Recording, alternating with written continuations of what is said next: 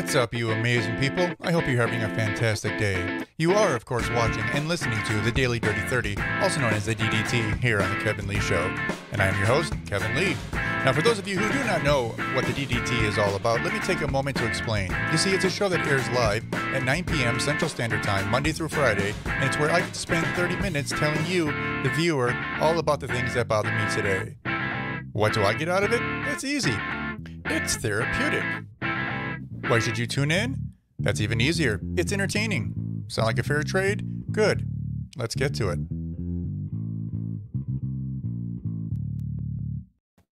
Hello, friends, and I'm glad you are here with me today. I hope everyone is having a happy Tuesday. At least for those of you who are watching and listening to us live.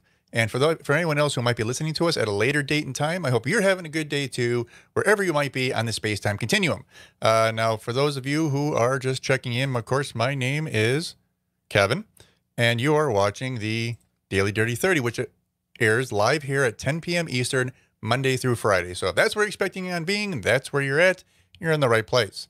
Now, today, we are going to be talking about something near and dear to everyone's heart. It's called Time is Money, and money is time. And for that matter, the reason why we are going to be talking about this is because, as many of you are aware, the U.S. government recently decided to spend $2.2 trillion on COVID relief. And they are now discussing spending an additional amount of money, anywhere from $1 trillion all the way up to $3.4 trillion. Now, I want you to know that this is not going to be a discussion against spending money. Because I believe a good argument for that matter, can be made that some money needed to be put towards COVID relief to help save our economy, to keep our heads above water. And even an argument can be made that maybe we have to spend a little bit more money to get us through the rest of the year. So there will be no bashing on the government for that today. But I have to say, after talking to a number of people, and I mean a number of them, not just family, but friends, neighbors, strangers for that matter, it has become painfully clear that many Americans fail to grasp just how much money we are actually talking about when we talk about the past stimulus relief plus the potential stimulus relief on COVID-19 money. But I hope that I can shed maybe a little bit of light on that subject for people. Now, to do this, I believe that it would be best if we took just a minute or two to take a quick review about Americans and their earnings. Now, most of you probably are aware that there's a thing called a federal minimum wage. Now, right now in 2020, it currently stands at $7.25.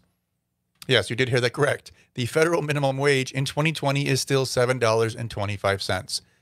And I know you probably live in a state where it's not $7.25, it's probably higher. Like for me in Illinois, I believe ours currently is at $9.25. And then there's a number of states who are like that, as well as there are particular cities like LA, Seattle, and San Francisco who have actually, in just their city, have raised the minimum wage and or in the progress of raising it up to $15. So that's not to say that everyone for minimum wage makes $7.25, but that still is the federal minimum wage standard. Now, if we just took that standard and applied that to a full-time worker in the U.S., now, mind you, this is not a person who takes vacations or has sick days or takes time off of work. These are people who literally just go to work 8 hours a day, 5 days a week, 52 weeks a year. That person, at the end of 1 year, would earn a whopping $15,080. Okay, let me repeat that. $15,080 for working 8 hours a day, 5 days a week, 52 weeks in a year. And mind you, that amount that we're talking about is the gross amount. The gross is what you make. The net is what you take home. Now, of course, the typical American does not make the federal minimum wage. In fact, but how much does the typical American actually make?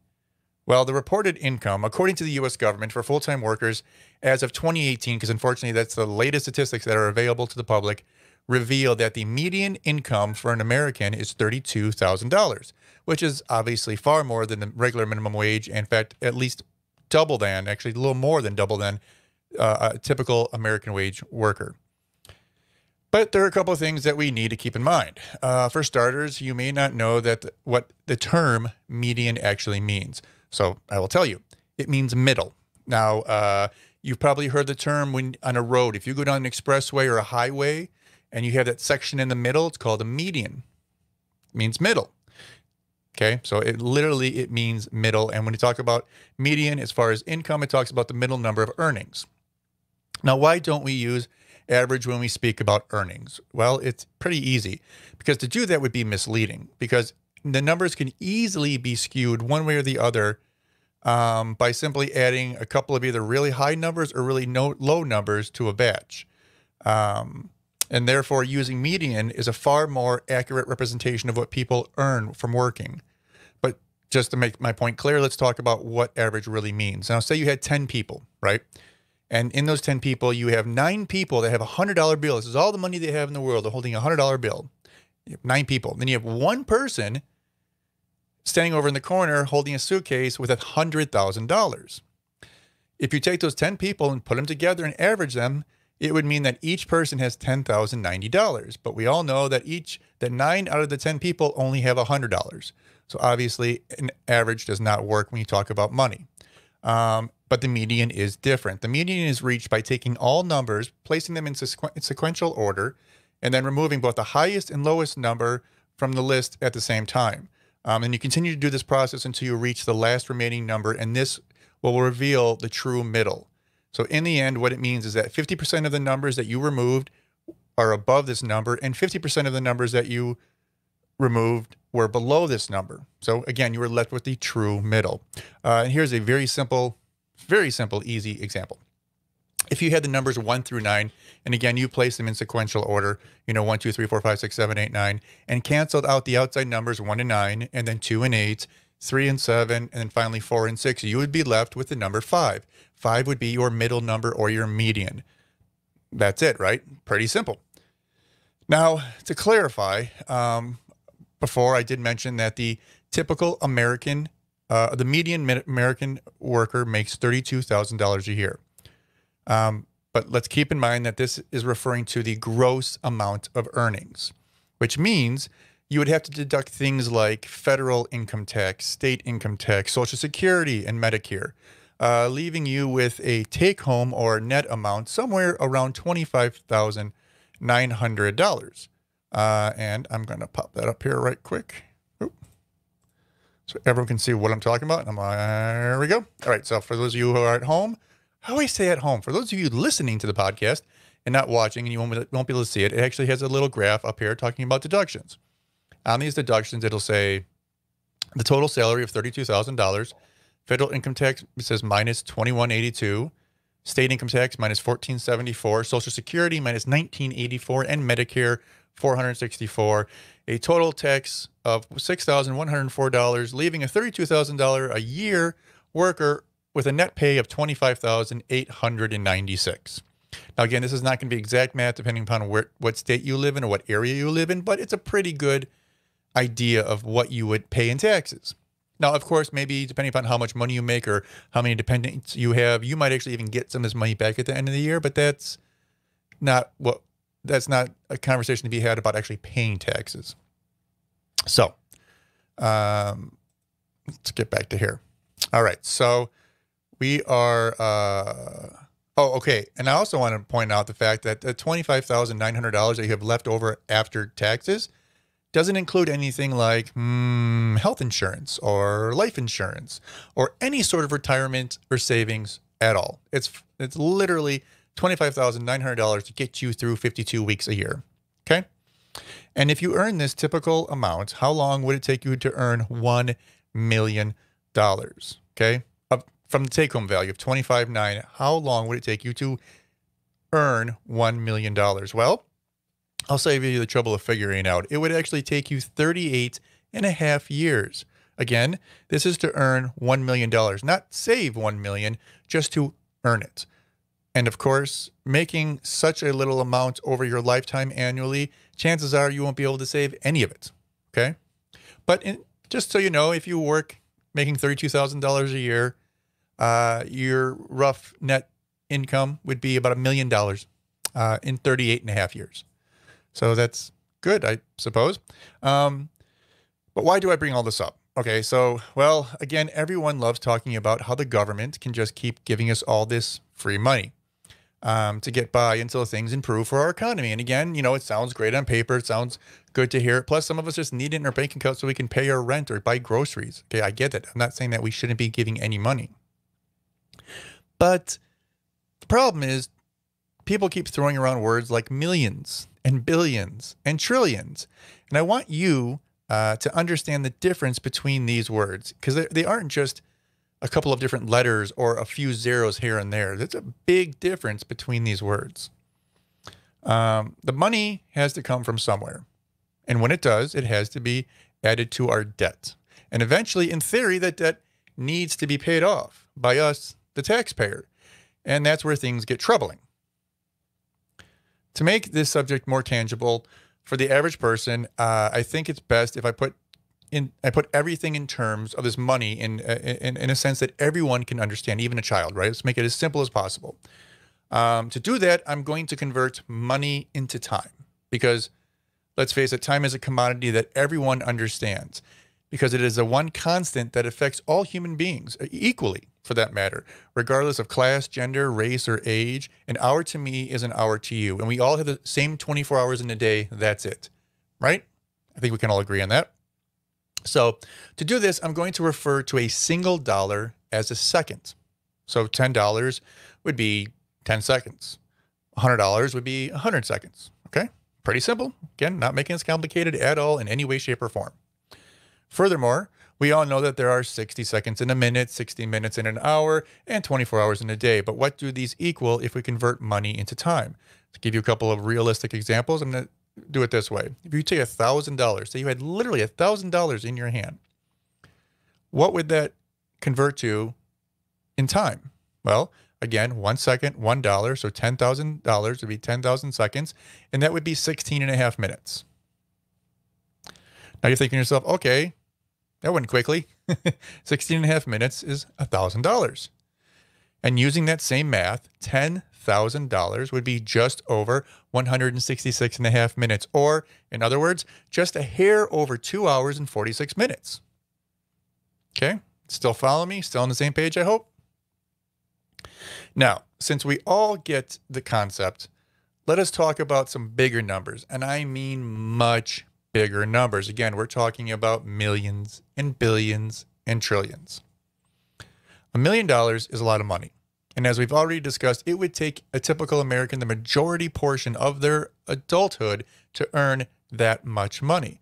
I mean, you think about it. Most people go to school, go to college, graduate when they're 22, maybe even later if they go to graduate school. By the time they start working to the point they retire, they've got, what, 40, 45 good years. And if you're spending 38 and a half years of that time to make that $1 million, that's a substantial point of your life, correct? Correct. All right. So again, $1 million is a lot of money, and it would take, like I said, a typical American, almost your entire adult working life to get to that point. And if we convert dollars to seconds, how much time are we really talking about? Well, this is going to be where it gets tricky, sort of, or at least it's going to appear to get tricky, because 1 million seconds, again, $1, 1 second, 1 million seconds is equivalent to 11 and a half days. That's it. 11 and a half days. Right? Doesn't sound so impressive, does it? And you probably think that, okay, well, 1 million seconds is equal to 11 and a half days. Then if we up the ante a little bit and we start talking about billions, I mean, how long is a billion seconds? Okay, so 1 million is 11 and a half days. So a billion is probably what, 3 weeks? A month? Maybe 6 months? I mean, take your best guess. Go ahead. We'll wait. Okay, done. Good.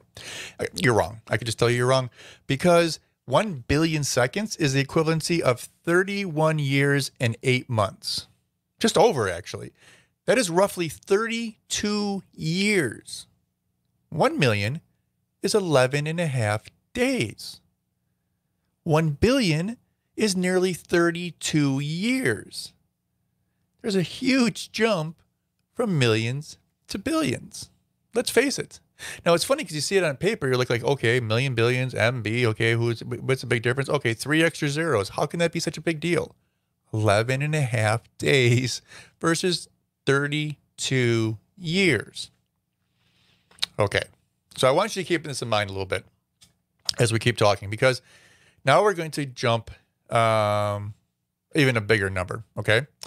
Because since the U.S. government has a habit of talking about trillions of dollars instead of billions of dollars lately, let us state for the record exactly what $1 trillion, or really rather 1 trillion seconds, is equal to.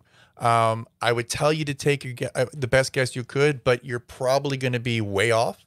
And again, it's not your fault. It's just our mind perceives, okay, if 1 million seconds is 11 and a half days, then a billion can't be much more. But we now know billion is almost 32 years.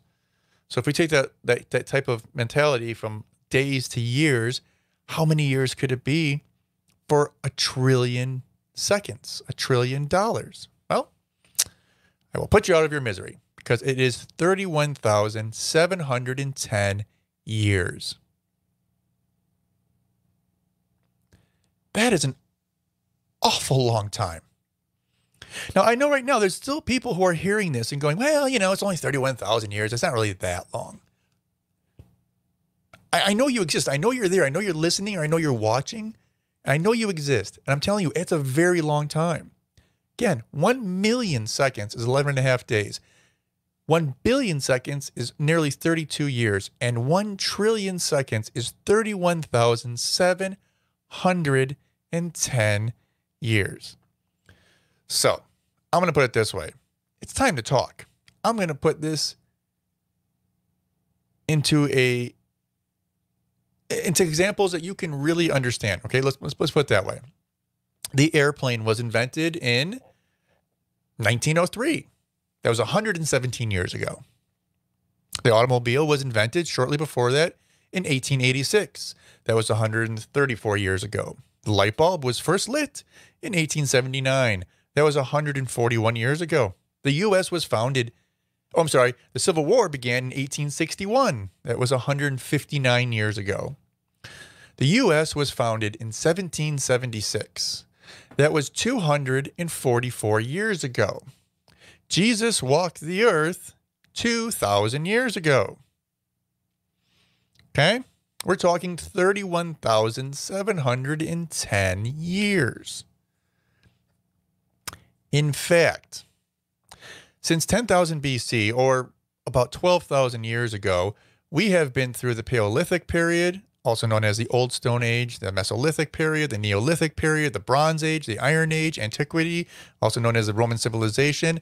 We've been through the Middle Ages, the early modern period, and finally in the late modern period, where we kind of find ourselves in the present day from about the 1800s until now. And that's only the last 12,000 years. And 1 trillion seconds is 31,710 years. I cannot say that enough. Now, I'm going to put this in another example for you to understand, and hopefully this will sink in. Okay? Now, let's say you are you're a hard worker, maybe you're young, or maybe it was your first job out of high school and you made like $10 an hour and you were pumped, right? $10 an hour, you're going to make all this money. And after an 8-hour day, actually 8.5-hour day, because you got to take a lunch, you have earned $80, in which we now know you take home maybe 70 of that, maybe not even. Okay? $80 for 8 hours of work. But in our example, you earn $1 for every single second you're alive. That means you'll be alive for a minute and a half, you'd make $90. That's a lot of money. I mean, I think even if you only got paid during the workday, but you got paid by the second, most people, I don't care who you are, most people would be pretty damn happy with that, right? But let's take that argument. Let's say you earn $1 for every single second you were alive. You would have to be alive for 31,710 years to earn $1 trillion. And the U.S. government just spent $2.2 trillion over the last couple of months. And they're looking to to not only add to that, but even spend more money. Just let that sink in for a moment. Just let it sink in. It's a scary, scary number. It's an absolutely terrifying predicament we find ourselves in. I mean, I really can't make it any more clear than that. There is something seriously wrong with our thinking in our government. And it shouldn't be this way. Again, don't be wrong. I'm not saying that government can't spend money or the government should not spend money. There are people who need it right now. Okay. Many people need it. It's not even just the poorest of the poor. There are many people who are hard working every single day that all of a sudden got told, can't come to work anymore and you can't earn money. But because you live paycheck to paycheck, you're going to be hungry and homeless in like a week. And that's something else that most people do not comprehend. The average American, now we are going to talk about averages here, because the average American or typical American has less than $400 available to them in a case of emergency. And that's even including credit cards, like open credit. Less than $400 available to them. Yet you're going to tell someone all of a sudden, well, you make $500 a week and you need $490 of that to survive every single week. But guess what? We're going to stop that cold and we're not going to give you anything. Now, it was good that the government stepped in, made sure that people were making money. One problem is they were giving them too much money, and the Democrats still want to give them too much money. And before you get mad at me, I've done the work, I've done the homework, I've checked the numbers, and as best as anyone can tell, we are paying 70% of workers more money than they make on a weekly basis, because people were getting a $600 stimulus on top of their unemployment. And most of these workers were making $500-$600 a week. And all of a sudden they're making $200 or $300, $400 from unemployment, plus another $600 from the federal government. And all of a sudden they're making $700, $800, $900, $1,000, whatever it might be, a week. And, you know, kind of good for them, I suppose. You know, I'm not mad at the individual receiving the money. I'm mad at people giving people more money than they need. But again, we were in a tough pickle, right? I mean, we couldn't sit down and figure out a way to figure out exactly how much everyone was making, make sure they only got paid what they got paid. We had to do a Band-Aid, and we had to do it quickly, so they did. They picked an arbitrary number and went with it. Okay, it was stupid, but we did it. That's done with. Now, some people still need money, so we could still give people money, but how much money should we give them, right? This is something we need to keep in context, because I'm going to show you a couple of things right quick. And I hope this sinks in. Now, a lot of people will talk about how rich and powerful the U.S. government is, and it's just the country in general. Well, yes and no.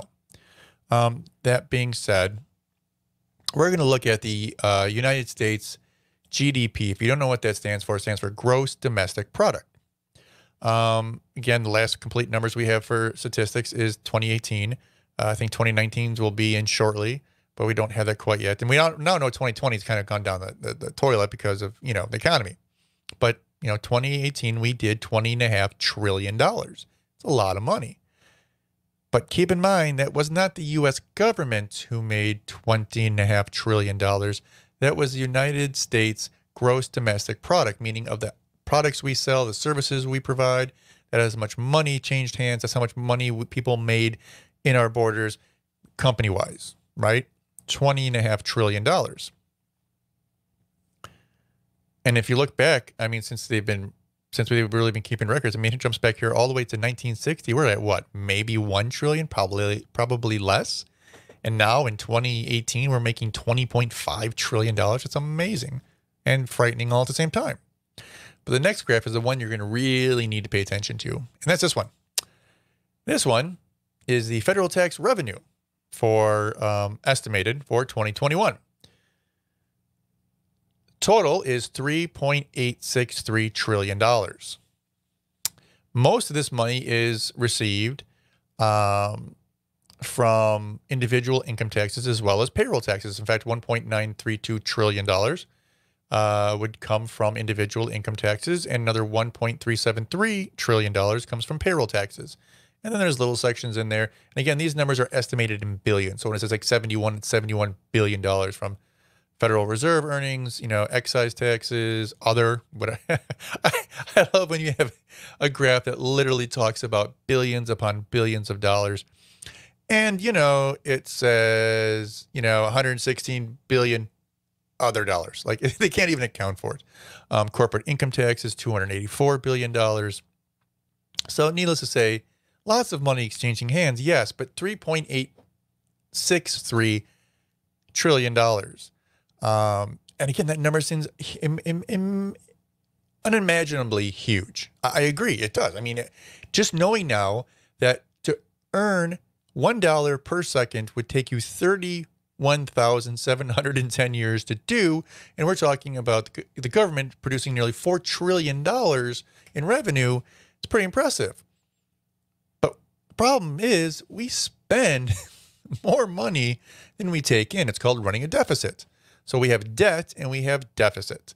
And even on a good year, we run a deficit. We spend more money in the U.S. government than we pull in.